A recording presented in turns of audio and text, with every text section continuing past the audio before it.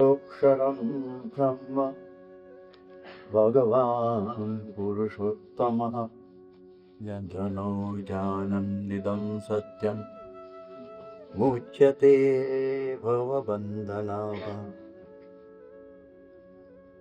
અક્ષરધામમાં ભગવાનની સેવાને રૂઢી રીતે પામવા માટે જે એકાંતિક ભક્ત ત્યાં પહોંચ્યો છે એને અથવા પહોંચવું છે એને ભગવાનની સેવામાં જે સાધનો જોઈએ એ કયા છે એનું જ્ઞાન આપણને ભગવાન સ્વામિનારાયણે અંત પ્રકરણ 24માં આપેલું છે. તેમાં 16 સાધનો બતાવ્યા, જેને આપણે 16 શણગારની ઉપમા રૂપે વાત કરી રહ્યા છીએ. અને એમાં 7મું સાધન છે સંત સમાગમ, એ મુખ્ય સાધન છે.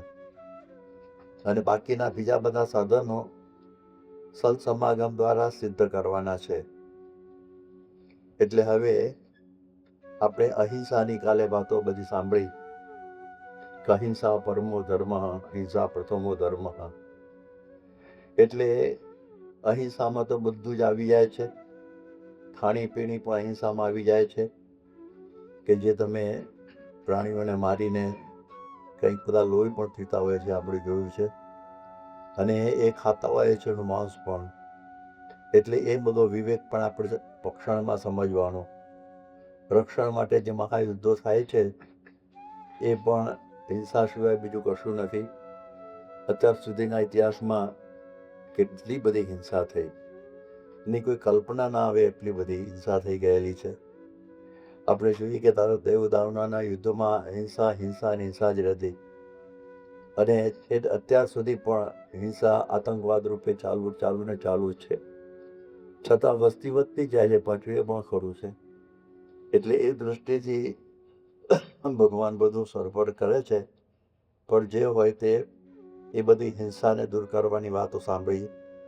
બીજું, કોઈને આપણે કટુ વચન બોલીએ એ પણ હિંસા છે. કોઈને દુઃખ થઈ જાય એ પણ હિંસા કહેવાય. આપણી ઉપસ્થિતિથી કોઈને દુઃખ થતું હોય તો પણ હિંસા છે. જેમ મુક્તાનંદ સ્વામી ત્યાં ગયા અને સંતોના હાથમાં જે ટુકડા પડી ગયા તો એ પણ હિંસા જેવું એમને લાગ્યું. પછી કોઈના પાસે પદાર્થો માગવા એ પણ એક હિંસા છે. કારણ કે હરિભક્તોનો વ્યવહાર કેવો હોય કેવો ના હોય, અને આપણે લાભ કર્યા કરીએ.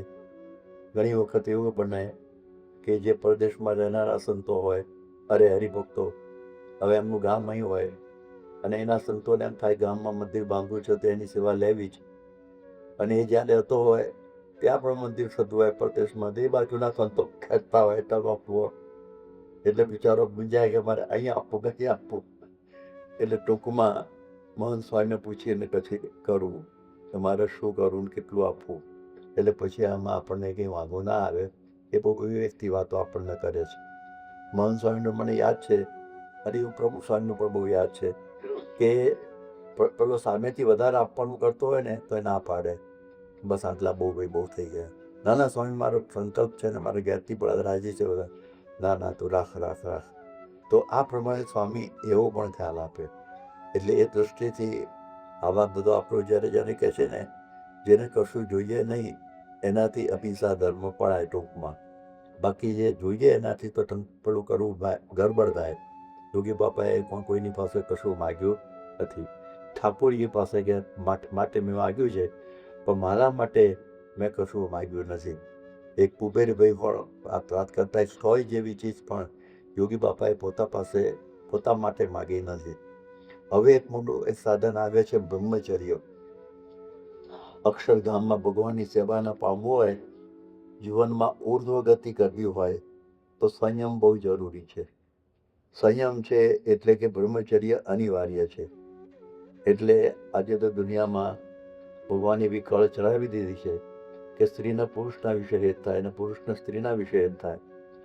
આ પ્રકારની એક કળ ચડાવી દીધેલી છે, જેને આપણે સેક્સ્યુઅલ યુથિંગ કહે છે, કે જે જાતીય વાસના ગુજરાતીમાં કહીએ. પશુ પક્ષી પ્રાણી બધામાં આ પડેલી છે. અને એનાથી તો આ જગત ચાલે છે. જો ના હોય તો જગત પૂરું થઈ ગયું હોય, જન્મ્યું જ ના હોય. એટલે એ તો ભગવાનની કળ છે, એ બધું ચાલે છે. પરંતુ એમાંથી પણ હવે આપણે આગળ જવાનું છે.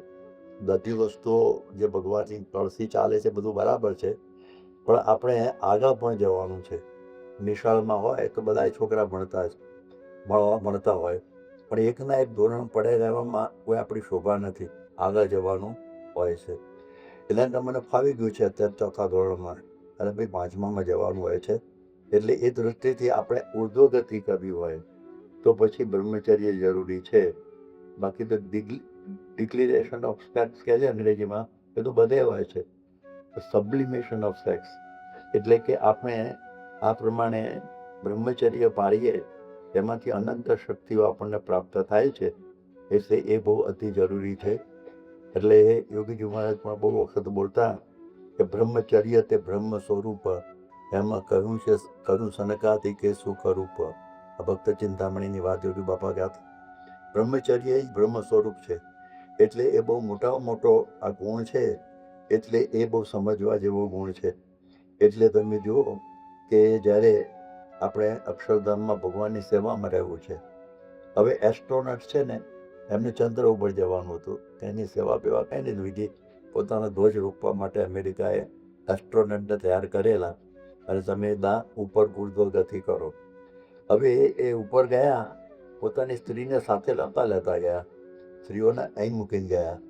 ને તે કે ચંદ્ર એટલે મૂન, તો ત્યાં હનીમૂન કરીએ એવું કંઈ વિચાર કર્યો નહીં અમે, કે આપણે અહીંયા જ બધું બરોબર છે. એટલે સ્ત્રીને પૃથ્વી ઉપર રાખીને ગયેલા. હવે તમે જુઓ, ભગવાનની સેવામાં બ્રહ્મચર્ય વ્રત અતિ આવશ્યક છે. રામચંદ્ર ભગવાનને જ્યારે વનવાસ આપ્યો ત્યારે સીતા માતા તેમની સાથે ગયા, પણ લક્ષ્મણજીને થયું કે આ બેની સેવા કરશે કોણ? એટલે એ પોતે તૈયાર થયા. હવે જુઓ, રામ ભગવાનની સાથે તો સીતાજી હતા, પણ આમના પત્ની પણ હતા, જેનું નામ હતું ઉર્મિલા. એટલે એને રાખીને ગયા ઘરમાં. અને ઉર્મિલા પણ બહુ જ એવા પતિવ્રતા હતા. ભલે કે તમે ભગવાનની સેવામાં જાઓ છો, હું અહીંયા આગળ રહી અને ભક્તિ કરીશ અને તમારું સ્મરણ કરીશ, અને બાકી તમે એ સેવા કરો. તો જો લક્ષ્મણજીને ભગવાન રામની સેવા કરવી હતી તો કેવું બ્રહ્મચર્ય પાળ્યું, જબરજસ્ત બ્રહ્મચર્ય પાળ્યું. આપણે બધાને ખબર છે કે જ્યારે સીતાને લઈ ગયો રાવણ, અને એના ઘરેણા સીતાએ ઋષ્યમુખ પર્વત પર ફેંકેલા, અને એ વખતે સીતાની શોધમાં રામ અને લક્ષ્મણ ત્યાં પહોંચેલા. ત્યારે પછી કહ્યું, ભાઈ ઓળખના કોના છે? આ કહે છે આ સુગ્રીવે આ ક્યાંથી કંઈક ઉપાડી લઈ જતો હતો, કે મોં પાડતી હતી બાયા. એટલે જોઈએ તો ખરા. તો એમણે જોયા, પેલા નાકના જોયા, કાનના જોયા, ગળાના જોયા, બાજુબંધ જોયા, કે ના ના ના સીતા માતાના નથી. કે ભાઈ આટલા બધા છે? ના ના. પણ જ્યારે ઝાંઝર જોયા ને, એના પાસે આ તો સીતા માતાના છે. એટલે કેમ તમે આવું થયું? એ કે જો, હું છે ને રોજ સીતા માતાના દર્શન કરવા જતો, પગે પડવા સવારે, ત્યારે મેં એમના ચરણ જ જોયા છે ખાલી, બીજું રૂપ જોયું નથી. એટલે મને આ ચરણ ખબર છે. નાહમ જાનામી કેવું રે, નાહમ જાનામી કંકણે, નુપુરો ચેવ જાનામી, નિત્યમ પાદાવી વંદનાથ. ફક્ત આટલું જ જોયું છે. હવે વિચાર કરો, 14 વર્ષ 3 જ વ્યક્તિ સાથે ફરતી હોય, અને આ તો ભાવી છે એમના, પણ એના મોઢા સામે જેને કોઈ દિવસ જોયું જ ના હોય, એ કેવું બ્રહ્મચર્ય કહેવાય? તો ભગવાનની સેવામાં રહેવાય ને. આ ભગવાનની સેવામાં રહેલા, તો ભગવાનની સેવામાં રહેવા માટે આ બહુ જ અત્યંત આવશ્યક ગુણ છે. એ આપણને આમાંથી ફલિત થાય છે. એટલે હરિના અક્ષરધામની અંદર કોઈ મિથુન ગ્રંથિ જ નથી, કોઈ સ્ત્રી નથી, પુરુષ નથી, એના ચિહ્નો કોઈ નથી. એટલે મહારાજે કહ્યું કે સૌ હરિભક્તને રે રહેવું હોય મારી પાસ, તો તુમને સેવજો રે.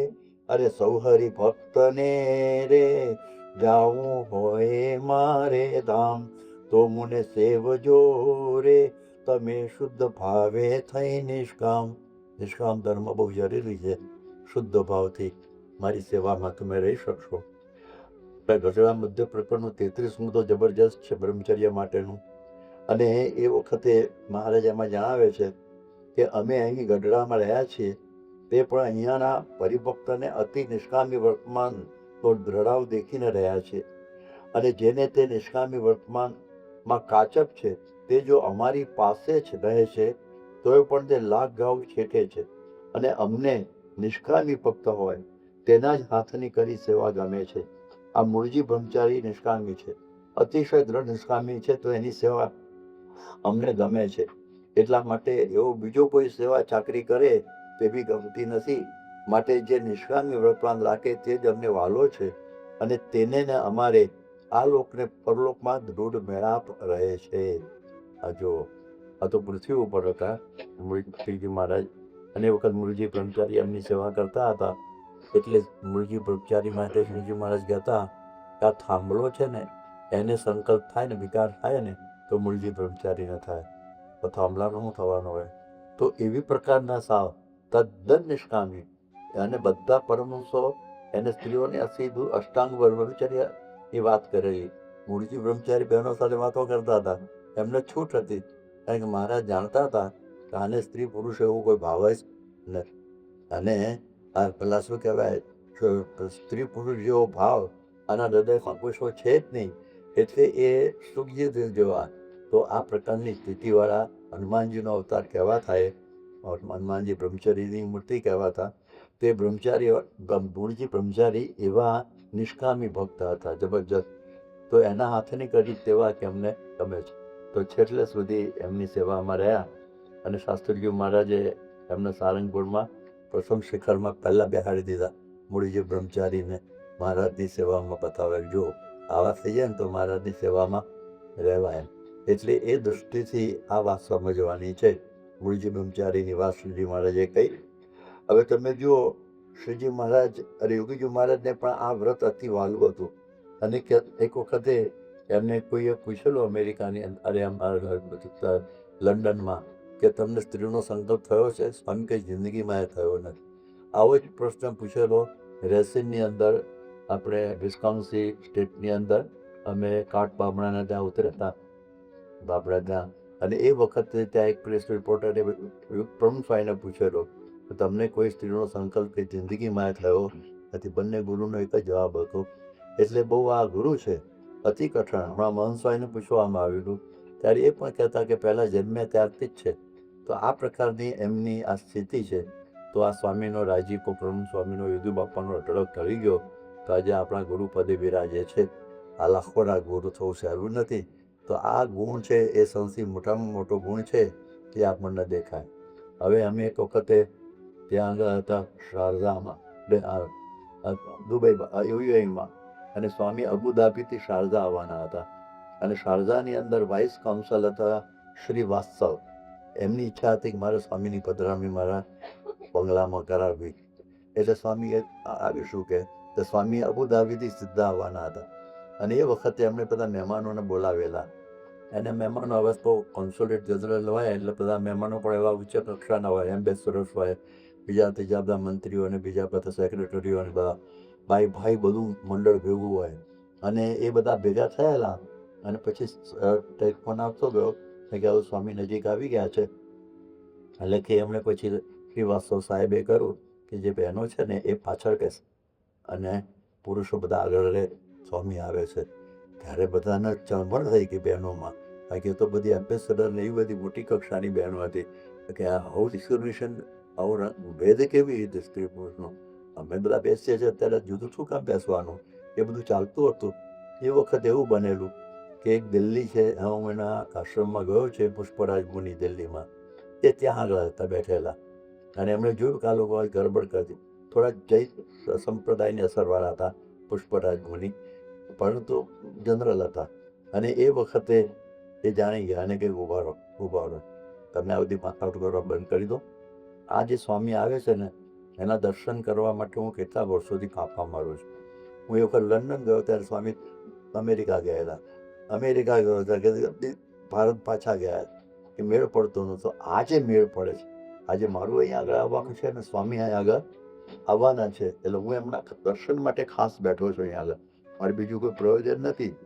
અને જો પ્રમુખ સ્વામી કયા સંપ્રદાયના છે અને કયા ઈષ્ટદેવને માને છે એની માથાઓમાં પડતો નથી. પણ હું એટલું કહું કે દુનિયામાં બ્રહ્મચારીઓની એક લાઈન કરીએ અને સૌથી પહેલા નંબર કોકને આપવો હોય તો આ પ્રમુખ સ્વામી મહારાજ છે. એ મને પાકી ખાતરી છે. એટલે એ મને ખબર છે બ્રહ્મચર્ય શું કહેવાય. એટલે એવા સંતના દર્શન કરશો ને તમારા આંખના પાપ પડી જશે. એવી જોરદાર વાતો કરીને તે લોકોને એમના માટે ભાવ હતો બધા ઓડિયન્સને, આ ગુરુજી કહે છે એટલે આપણે બરોબર છે. એટલે કહેવાનો અર્થ એ છે કે બહારના હોય અને એ લોકોને પણ સ્વામીનો આ બ્રહ્મચર્યનો ભાર બહુ, કારણ કે એ સમજે છે કે આ બહુ જરૂરી છે આધ્યાત્મિક માર્ગની અંદર. બ્રહ્મચર્ય વાળો માણસો એની ચોટલીમાંથી જે પાણી પડતું હોય નાયા પછી એને લેવા માટે દેવો પણ લાલાયિત હોય છે કે આપણે પણ એનો પ્રસાદી લઈએ. એવો એટલો અતિ અપાર મહિમા આ પ્રમાણે બ્રહ્મચર્યનો છે. તો આપણી આખી પરંપરા જ એવી બધી હતી. યોગીજી મહારાજનું પણ એવું જ હતું. એટલે એ પણ એવું જ કહેતા, એમને કંઈ જિંદગીમાં એનો સંકલ્પ થયો જ ના હોય. એક અમને તો બધા બહુ કહેતા, સવારે 4 વાગે બધા અમે તો બધા રંગીલા છોકરાઓ બધા ભેગા થતા હતા મોટા ભાગના. આમના જેવા પાછા હોય જુદા અહીં બેઠા છે. બાકી અમારો બધો વર્ગ તો ઘણો બધો એવો જ હતો. એટલે એમાં સ્વામી શું કહે કે સ્ત્રી તો જન્મી જ નથી પોતાની. આટલા આટા મારે તો એ બધી આવું સમજવાનું કે એવું સમજો કે સ્ત્રી તો જન્મી જ નથી. તો કેટલી ઊંચી કક્ષાએ અને ડૂંટીમાંથી બોલતા. હું એ બોલું છું અત્યારે તો, પણ એ જે બોલતા હતા ને એ આપણને ખરેખર લાગે કે એમને આમ અંતરમાંથી આમ આવા બ્રહ્મચર્ય આમ નીકળતું હોય ને એવું આપણને દેખતા. એવી પ્રકારનું સ્વામીનું. એ નાના છોકરાઓ કોઈ રમવાની વાત કરે, રમવા લગ્નની વાત કરે ને તે એકદમ ઉદાસ થઈ જાય. એક વખત એમના માતુશ્રીએ કહ્યું કે જીણા મારે તારા લગ્નનો લાવો લેવો છે. ત્યારે કે જુઓ બા, તમે મોટા ભાઈનું બગાડ્યું, મારો ભાવ શું કામ બગાડો છો? મોટા ભાઈ એટલે કમળસિંહભાઈ. મેં એમના દર્શન સારી રીતે કરેલા, સૌથી મોટા એમના કમળસિંહભાઈના. તો કે મોટા ભાઈનો બગાડ્યું, મારો ભાવ શું કામ બગાડો છે?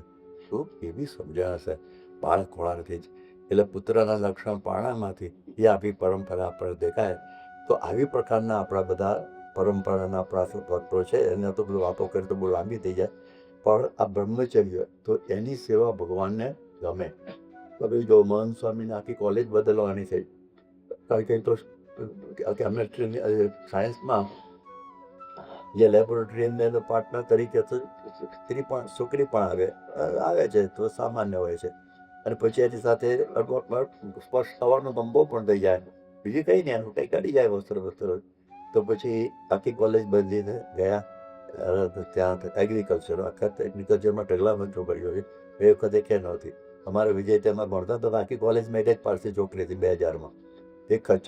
એટલે એ વખતે એવું હતું બધું. અમુક બ્રાન્ચમાં અમુકમાં હોય જ નહીં. તો આ પ્રકારે આપણી બધી પરંપરા છે એનો આ મહિમા આપણને દેખાય છે.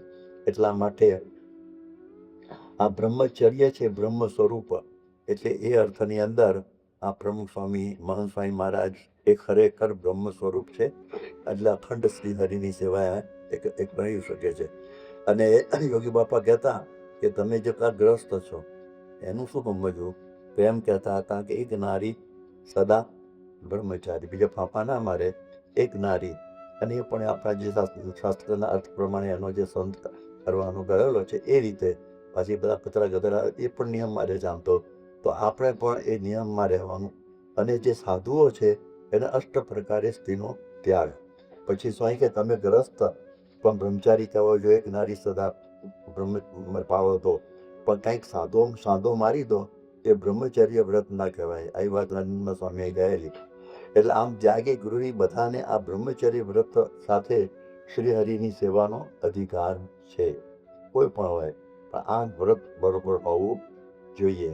અને એ વિના તો તમે જુઓ તો જે પૂર્વે બધા થયા કે જે બ્રહ્મચર્ય દ્વારા પ્રભુ પામવા માટે ઘણા બધાએ પ્રયત્ન કરેલા, બ્રહ્મચર્ય દ્વારા તપ કરેલા.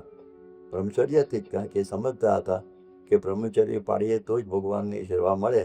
તો જો ચ્યવને પણ આટલો બધો દાખલો કર્યો ભગવાનની સેવા, ભગવાનનું સુખ પ્રાપ્ત કરવા. પરંતુ રાખોડો થઈ ગયા. પરંતુ પછી માંદાતાની દીકરી સુધનવા કુંવરી, એને પછી આંખે આમ જરા અડાડ્યું અને પછી આંખ ખુલી ગઈ અને રાપડામાં અને એનું રૂપ જોયું ને, રાપો ખંખેરી નાખ્યો. અને પછી તપના પ્રભાવે રૂપ માગીને એની સાથે પછી લગ્ન કર્યા. તો જુઓ આવું બધું થાય છે. પ્રયત્ન કરેલા છે, એનો પ્રયત્ન ઓછો નહોતો. પછી તમે જુઓ કે આ પ્રભુ પામવા માટે પરાશર ઋષિએ પણ આવું કરેલું. પરંતુ એ પણ જ્યારે એમને નદી પાર કરવી હતી ત્યારે પેલો જે હતો તે માછી ખારો એ જમતો હતો. એટલે પછી એની દીકરીને કહ્યું કે જાને તું નદી પાર કરી આવા એમને હલેસા મારીને. અને એ 70 વર્ષનું નામ છે મારે મત્સ્યગંધા કહેવાની. અને એકાંત થયું ત્યાં શું કહેવાય નદીમાં. અને પછી એમની બધી વૃત્તિ આગી પાછી થઈ. પેલી માસીમાર કન્યા તો કહે છે આ ગુરુ આપણે શોભે નહીં, આ સૂર્યનારાયણ ભગવાન દેખે છે ઉપર. તો વાદળું લાવી દીધું તપના પ્રભાવથી. પછી એમાંથી વ્યાસજીનો જન્મ થયો. પણ કહેવાનો અર્થ એ કે આવી પ્રકારે એમને પણ દશા થઈ. એટલે એવા બધા વિશ્વામિત્રને પણ બ્રહ્મચર્ય ભગવાન ભજવા જ નીકળેલા, સેવા માટે જ, ભગવાનની સેવા માટે જ નીકળેલા કે ભગવાનના ધામમાં ભગવાનની સેવા કરવી. પણ બ્રહ્મચર્ય પણ માટે નીકળેલા, પાછું બ્રહ્મચર્ય માટે જ નીકળેલા. અને બધું છોડીને એમના ગાદીરાજ હતા એમને રાણીને બધું. પરંતુ ત્યાં ઇન્દ્રે મેનકા મોકલી અને મેનકાનો નુપુર ઝંકાર સાંભળ્યો, આંખ ખુલી ગઈ અને એમાંથી શકુંતલાજી જન્મી. આ પરિસ્થિતિ પછી આવી બનતી હોય છે બધાની. પછી સૌગરીને એવું થયું કે આ બધાને આવી ગરબડ થાય છે પૃથ્વી ઉપર, પાણીમાં કરીએ. એટલે માથા ઉઠે ને બધું જોવા કરવાનું કશું નહીં. એટલે પાણીમાં બેઠા. એમાં પાણીમાં પાછું માછલા અને માછલીનું મૈથુન જોયું, અચ્છો થઈ. અને એમાં પાછી વાસના વધે થઈ. એટલે કોઈ જગ્યાએ આ કોઈ આપણને છોડે એવું નથી આવડત. નારદજી તો ભગવાનનું મન કહેવાતા હતા. ભગવાનનું મન થાય એટલે પછી ભગવાનને તો કંઈક તેનો સંકલ્પ હોય જ નહીં. તો કે ભગવાનનું મન હોય એને કેવી રીતે થાય? એટલે એમને પણ એવું જરા અભિમાન પણ આવી ગયેલું. પણ એમાં પણ ભગવાનને દેખાડી દીધું એમને. રામચરિત માનસમાં આવે છે કે પછી શિલનિધિ એક માયાવી નગરી ભગવાને રચી. એમાં શિલનિધિ નામનો રાજા હતો અને ત્યાં પહોંચ્યા. આ બધું માયાવી હતું, નારદજીને હવે ખબર નહીં. અને ત્યાં એમને કહ્યું કે અમારી 16 વર્ષની દીકરી છે, એનું નામ છે વિશ્વમોહિની. આખું વિશ્વમોહ પામે એટલે વિશ્વમોહિની. તો તમે જુઓ ને એનો કોઈ તમે બધે ત્રિલોકમાં ફરો છો તો ઘણા બધા મૃત્યુઓ જતા હો. તો આના માટે તમે કંઈ જુઓ કે હાથ જોવો પડે. હાથ જોયો, લેધર ક્રશ લાગ્યો, હાથ પકડ્યો. અને એમાંથી પછી આમ મોઢે જોયું કે બસ મળી ગયો. કે કોણ? હું પોતે. કે પછી ભગવાનને તો લાંબી કથાથી પરણવા ના દીધા. પણ આ અઘરું છે. નીકળેલા ભગવાન ભજવા. આ બધા આજે મેં વાતો કરી ને કે કંઈ બીજા માટે નહોતા નીકળેલા. સૌભી, ચૈવન, પરાશર, નારદ બધા ભગવાન ભજવા જ માટે નીકળેલા. બધું છોડી નીકળેલા, રાજબાર ને બધું. પરંતુ આવી દશા આ ઊભી થઈ ગઈ એટલે આપણને એમ થાય કે એમને કેમ સરિયામ નિષ્ફળતા જ મળી છે. અને માથે કાળી ટીલી લાગી અને આપણે એમના આખ્યાનો કર્યા. આપણે ભલે એવા જ હોઈએ, પણ આખ્યાનો પાસે એવા જ કહીએ તેને. આવું કેમ બન્યું? તો દેવાનંદ સ્વામી એના માટેનો ઉપાય પણ બતાવ્યો કે બૃહસ્પતિ જેવાને ભોળવ્યા, માયા મનમાં મગરૂર, માયા મનમાં મગરૂર, ડાયા પિલાણા ટાઢમાં, ચાવી કીધા ચકચુર, ચાવી કીધા ચકચુર. તો કરું શું? તેનું બતાવ્યું. સેવો સાચા હરિ સંતને. આ જ ઉપાય. સેવો સાચા હરિ સંતને. એટલે હરિ જે સંતની અંદર બિરાજમાન હોય એ સાચા સંત કહેવાય. તો આ બધા મોટા મોટા પણ બ્રહ્મચર્યના માર્ગે ચાલેલા, છતાં પણ એમને વિઘ્નો બન્યા છે આવા તપસ્વીઓને. તો પછી આપણે તો સામાન્ય માણસો છીએ. તો શું કરવું? તો સેવો સાચા હરિ સંતને રે. એવા હરિ સંત આપણને ભગવાનની કૃપાથી મળ્યા છે. ગુણાતીત પરંપરા આખી વર્તમાન કાળે મહંત સ્વામી મહારાજ છે કે ખરેખર આ ભગવાન એમાં અખંડ બિરાજમાન છે. એમાં ભગવાન અખંડ બિરાજમાન છે. જેને આ પ્રમાણે કોઈ પણ માયાનો ભાવ એમનામાં નથી. એવા સંતની પ્રાપ્તિ આપણને થયેલી છે. એટલે આ પડતું આવ્યું. તો આપણે પણ બ્રહ્મચર્યનો શણગાર ભજવો હોય તો મહંત પાર્લરમાં આવવું પડે. પાછું યાદ રાખવાનું બધી જગ્યાએ આવશે કે એમની પાસે જ જવું પડે. બાકી પોતાની મેળે મનમત્ત થઈ કોટી સાધન કરે. સપોર્ટ કર્યું છે ને તો પણ સદગુરુ શબ્દ વીણ સર્વકા છે. આપણે કહીએ તો નહીં થવાનું જ નથી. એટલે આ પ્રકારે મેળ તો કેટલાય પ્રયત્ન બધાએ કર્યા, કેટલા બધા કરે છે દુનિયાભરમાં. આપણે પણ બધા કરીએ છીએ. આપણે ભાગ્યશાળી એ છીએ કે આપણને ગુરુ મળ્યા છે. ત્યાં મોડું વહેલું પણ થશે ને થશે. અને વિશેષ ઉપાય તો એ બતાવ્યો કે ગુરુ મળ્યા પછી એ કેમ કહો છો તો બરોબર છે, પણ એનાથી વિશેષ ઉપાય બતાવ્યો કે નિષ્કામી થવું હોય તો જો ભગવાનના સંત એટલે મહંત સ્વામી મહારાજ એને જો પાક્કા નિષ્કામી જાણે તો પોતે કૂતરા જેવો કામી હોય, કેવો કૂતરા જેવો કામી હોય તો પણ એ નિષ્કામી થઈ જાય. આ બધો નવો વિચાર, આ નવી વાત આવી ને કે આ ગુરુને નિષ્કામી આપણે જાણીએ. ઘણી વખત આપણે જાણીએ જ છે ને, હું બહુ મોટી વાત છે, પણ એવું નથી હોતું. એક વખતે મેં 1959માં વિધુ બાપાને પ્રશ્ન પૂછેલો કે સ્વામી, અમે તો તમને નિર્દોષ જાણીએ છીએ, તો પછી કેમ નિર્દોષ થતા નથી? અહીં ઉપર ઉપરથી શું કે ઉપરથી જો ખરેખર જાણે હોય ને તો થઈ જ જવાય. બહુ ભારે કરે આવી વાત મહંત સ્વામીએ એમના સેવક ઉત્તમ સેવાને પણ કરેલી. એ કહેતા, હા અમે તો જાણીએ, હું જાણ ધોળું જવા એવું બોલેલા પ્રતિ ભાષામાં. એટલે આ ગુરુ છે. મધ્યના 13માં કહ્યું કે જો આ સ્વરૂપ જેવું છે એવું સમજાય તો પછી કામ ક્રોધાદિક જીતવા સહેજ પણ જીવતવા પ્રયત્ન કરવો પડશે નહીં. સહેજે જ જીતાઈ જશે. સહેજે સહેજે એટલે કેવું કહેવાય?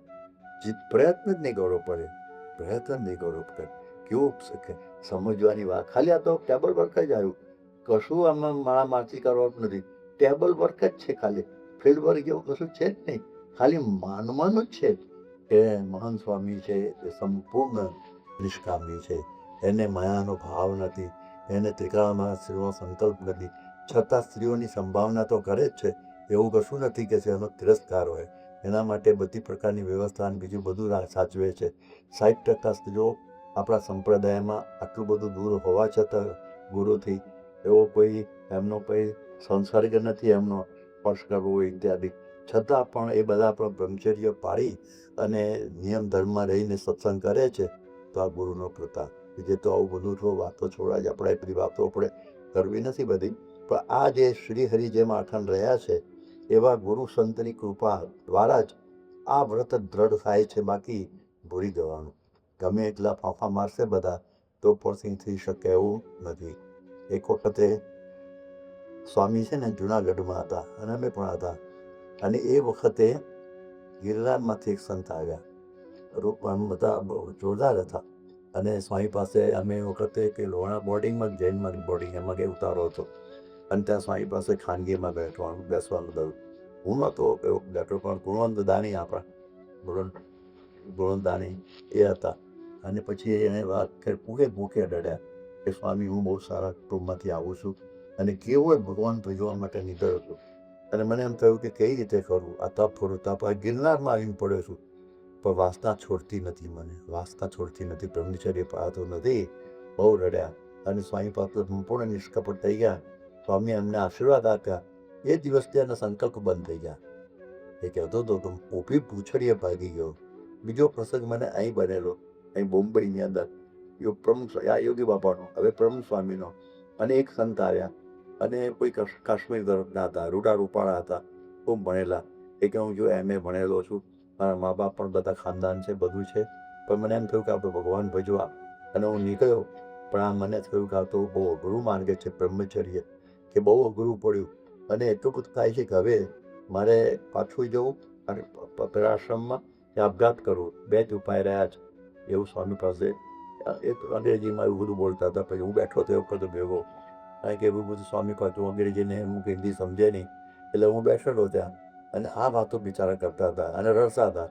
અને સ્વામીને બહુ અંદર થઈ ગયું કે ઓહો, મારી પાસે પર નિષ્કપટ થઈ ગયો. અને સ્વામી જે આશીર્વાદ આપ્યા ને, આનંદ થઈ ગયો એને. આપણે જોઈએ બહાર આવ્યા ને, શું આનંદમાં આવી ગયેલા. તો જુઓ, કોઈ સંપ્રદાય સાથે લેવા દેવા નથી. આવા સાચા ગુરુ મળે ત્યારે બધાને આવો પ્રેમ થાય. આપણે કમિયાળાના દાજીભાઈની વાત આપણે જાણીએ છીએ. એ દાજીભાઈ જ્યારે ગુણાશ્ચંદ સ્વામી પાસે આવ્યા તો એમના કામકાજ પ્રસંગે મંદિરમાં ઉતરેલા અને ઓકાબેડીમાં ઉતારો આપેલો એમને. અને પછી સ્વામી પાસે આવીને બેઠા અને કહ્યું, બાપુ હવે ત્યાં વર્તમાન ધરાવીને સત્સંગી થાવ. એ કે શું કરવાનું? કે પંચવ્રત પાળવાના. આ બધા દારૂ ન પીવો, માંસ ન ખાવ, ચોરીને કરવી, વિચાર ન કરો, આચાર બોલ ટાળવા. કે સ્વામી બીજું બધું થશે, પણ આ જે પવિત્ર છે વિચાર એ મારે નહીં થાય. બીજા બધા નિયમ આમ તો બધું કામ તો કરું છું, પણ આજે તમે કહો છો ને તો આ ભોકોએ મૂકી દઈશ, દારૂએ મૂકી દઈશ, માંસે મૂકી દઈશ, બધું મૂકી દઈશ. ચોરી તો કરતો નથી હું, કેમ? એટલે કે છે, અહીં દરબાર હતા, પણ કે છે કે મારે આ નહીં કહેવાય, કારણ કે એમને બધું તાબુ એની ભસ્મ ખાધેલી છે. અને ચકલાના જીવો છે ને એનું પકાનું ખાધેલી છે ફરાળ કરીને એવું બધું. એટલે બહુ મને એ વાસના છોડવી બહુ અઘરી પડશે. સ્વામી કે કરો 4 તમે કર્યા ને 5મો અમે કરાય છે લો આ માળા. અને અમારી અમે જોઈને માળા કરવો અને 5 માળા પાણી કાઢે અમે જોઈને પહેરવીને હાથમાંથી કામ નહીં પહેરી. અમે તો સાંઈ અમારું કરો ને આ બધાનું થઈ જાય છે. તો આપણને વિચાર થાય કે એવા પૂર્વના સંસ્કારી જીવો હોય છે અને આવા યોગો વગર રહી ગયા હોય અને યોગમાં આવે ને આવું થઈ જાય. એટલે એનો વિશ્વાસ એટલો બેઠે કે ગુરુ સાચા છે, બધું બરોબર છે અને આપણે કંઈ પાછા પડવાની જરૂર નથી. કેવળ ધીરજ રાખવાની. જે કરીને સ્વામી કહે તમે બાળજો મનનું અમે સંભાળી લઈશું.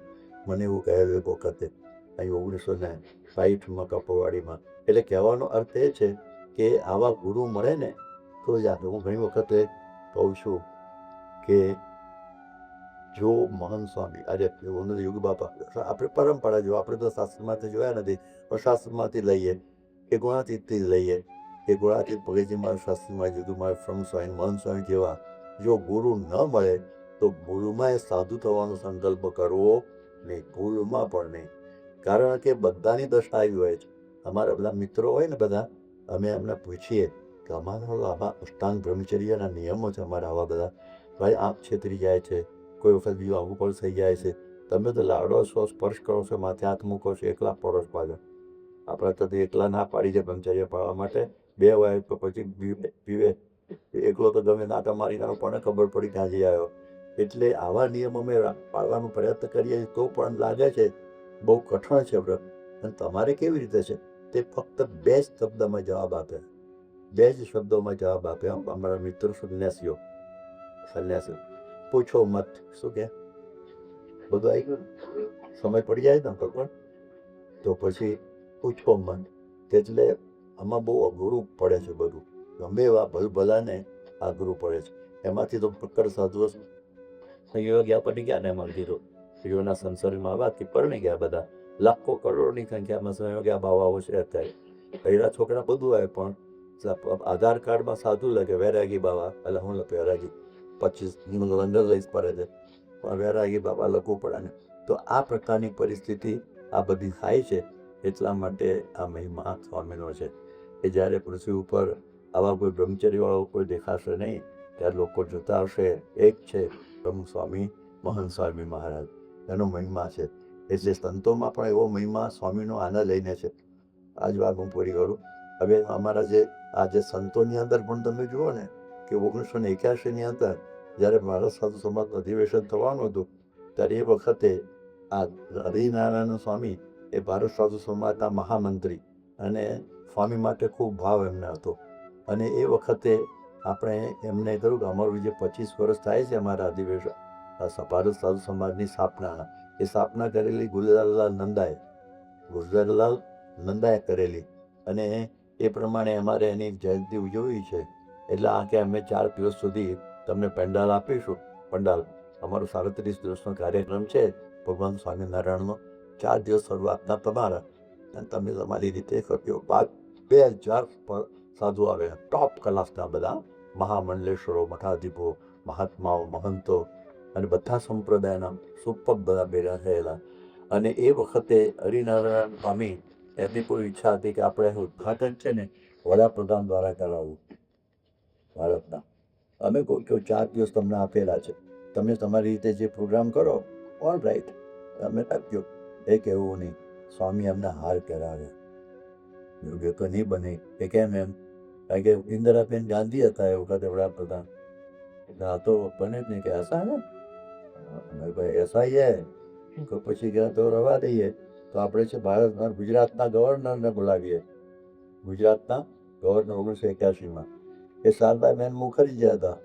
મર્યા ને તો પાછા જેના જેવું એનું એ જ થયું. એટલે પછી ઊંડા ઉતરી ગયા. એ પોતે ઊંડા ઉતરી ગયા અને કે અભી તક હમ लोग हमको पूछते थे कि आपके भारत साधु समाज में जो अग्नि पुराण में और दक्ष संहिता में अष्टांग ब्रह्मचर्य की बातें हैं, श्रवणम कीर्तनम केली स्मरणम गुह्य भाषणम संकल्पो अध्यवसाय च क्रिया निवृत्ति रेव च, તેને અડવું નહીં, બોલવું નહીં, જોવું નહીં, વાતો સાંભળવી નહીં, એની ક્રિયા રીતોવી નહીં, એનો વિચાર કરો નહીં, નિશ્ચય કરો નહીં, એનો સંગ કરો નહીં. આવા જે અષ્ટાંગ બ્રહ્મચર્યની વાતો છે એ અમને બધા પૂછે કે તમારા ભારત સાધુ समाज કોઈ जगह खड़ी? वो तो बहुत पुरानी बात हो गई यार, क्या बात करते हैं, अभी तो देखो हम शादी नहीं किया है. और लोगों ने शादी नहीं किया है, हमारे भारत साधु समाज में कोई शादी वाला सुइयों क्या पावा नहीं है, सब फक्कर है. और हम तो स्त्रियों के सर पर हाथ भी रखते हैं, चरण स्पर्श भी कर देते हैं, वो बस बाकी तो हम साधु ब्रह्मचारी है. लो આ પરણ્યા નથી, ઇમ્પોર્ટેન્ટ બ્રહ્મચારી એવા તો કેટલા વાંડા મારા છે, બધા બ્રહ્મચારી કહેવાતા વિશ્વમાં. એટલે એ દ્રષ્ટિથી કે આવું અમે જવાબ આપતા, પણ અંદર અસંતોષ રહેતો. જો અંદર અસંતોષ રહેતો, આ પ્રશ્ન પૂછે છે કે આવા પહેલા આવા સાધુ હતા, પણ આપણી પાસે એક એન્ટિક નમૂનો નથી. આપણા પાસે આખા ભારત સાધુમાં એક એન્ટિક હોય ને, એક નમૂનો, એટલે અમે આવો જવાબ આપી દેતા હતા. आज मुझे मालूम हुआ कि इस धरती पर एक पुरुष है जो अष्टांग ब्रह्मचर्य का पालन करते हैं, वो है प्रमुख स्वामी महाराज. अब कोई हमको पूछेगा कि कैसे कोई साधु आपके साधु समाज में है, तो हम हमारे सीने पर हाथ रख के बोल देंगे, देख लो हमारे प्रमुख स्वामी महाराज. तो अब तो दूसरे किसी की जरूरत नहीं है, प्रमुख स्वामी के पुनित कर कमलों के द्वारा ही हमारा दिवर्षन का उद्घाटन हम करवाएंगे. तो जो भार પડ્યો, મારો મતલબ કહેવાનો એ કે ભાર પડી ગયો, આવા ખરેખર આવા સાધુ છે. તો આ એક વાત બહુ જુદી છે. હિન્દુજા છે ને, હિન્દુજા એનો વર્ષોમાં બંગલો છે, અને એમાં સ્વામીને જમવાનું હતું અને હતા સાથે. અને એ વખત અમે ગયા, એમના પેન્ટ બહુ ભણેલા ગણેલા વિદ્વાન, અને બધું આ ત્યારે આધ્યાત્મિક માર્ગમાં પથ્થરા રસવાળા હતા. એટલે કે એમના ત્યાં મહેશ્વરાનંદ સ્વામી મહામંડલેશ્વર આવીને બેઠેલા. અને એ વખત સ્વામી આવવાના થયા, એ વખતે એમણે કહ્યું બે બહેનોને અંદર રૂમમાં રહેવાનું. એટલે પેલા મહેશ્વરાનંદ સ્વામી ને પેલા બેન કે આ કેવા, તમે પણ સાધુ છો ને આ પણ સાધુ છે, તો તમે તો અમારી સાથે વાતો કરો છો, કેમ આમને આવું? કે બેન આ જુદા ટાઈપ્સના સાધુ છે, અભી પણ સાધુ છે, વાત બરાબર છે, પણ જે સાધુતામાં જે બ્રહ્મચર્યનો મહિમા કહેવાયો છે ને, એનું મૂર્તિમાન બરું છે. હવે એના તમે દર્શન દૂરથી કરશો ને તો એ તમારું કલ્યાણ લઈ જશે, એવું કહેવું એમણે. માટે એમના દર્શન કરો અને કોઈ ચર્ચા ના કરો આ અંગેની. ત્યારે આપણને ખબર પડે કે આવા સાધુ આપણને મળેલા છે ગુરુ, આટલા માટે આપણા ભાગ્યનો કોઈ પાર નથી. તો આ સજા સજીને મહારાજની સેવામાં આપણે જવાનું છે. હવે કાલે મુલુંડમાં પ્રતિષ્ઠા છે, એટલે આ વાત આપણે કાલ પૂરતી અટકાવીશું. પરમ દિવસથી આગળ આપણે ચલાવીશું. કરુણા ભગવાનની જય. પૂરી કથા સાંભળવા માટે ડિસ્ક્રિપ્શનમાં આપેલી લિંક પર ક્લિક કરો અથવા શ્રવણમાલા ચેનલમાં જુઓ. આવી વધુ કથાઓ સાંભળવા માટે શ્રવણમાલા ચેનલને સબસ્ક્રાઈબ કરો.